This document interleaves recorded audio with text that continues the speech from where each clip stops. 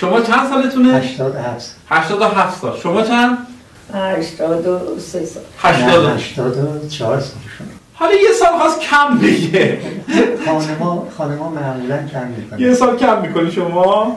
نه والا من تازه رفتم هنوز تموم نکردم. هنوز تموم نشده. چرا اذیت میکنید آخه؟ 83 سالشه هنوز. چون وارد 84 میشم. نمیشه شما یه سال تخفیف رو ما بدی؟ همون 83 حساب کنی؟ محمد چی میشه چرا؟